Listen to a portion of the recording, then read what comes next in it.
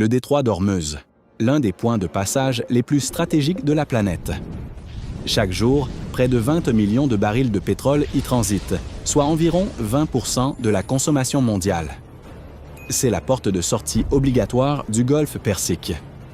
Ici, la tension est à son comble. Les États-Unis et Israël déploient leurs forces navales face aux côtes iraniennes, dans un face-à-face électrique. Soudain, l'équilibre se rompt. L'Iran réplique et bloque la circulation dans le détroit. Le message est clair. Stop! En quelques heures, les marchés mondiaux paniquent et le prix du pétrole s'envole. Face à cette crise, l'administration américaine hésite. Donald Trump ordonne au porte-avions USS Abraham Lincoln d'intervenir.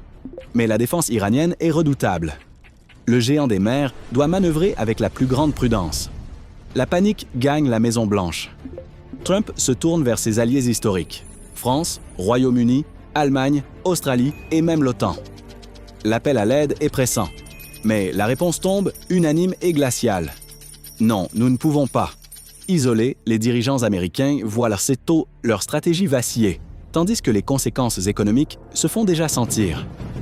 Pendant ce temps, l'Iran renforce ses positions, soutenu par des flux financiers venus d'ailleurs. Dans ce jeu d'échecs maritimes, les règles ont radicalement changé. Comme l'a rappelé le ministre allemand de la Défense, Boris Pistorius, « Ce n'est pas notre guerre, et nous ne l'avons pas commencée. » Le monde observe, conscient que l'équilibre du pouvoir ne tient plus qu'à un fil dans ses eaux stratégiques. Like la vidéo, commente ton avis, partage et abonne-toi maintenant.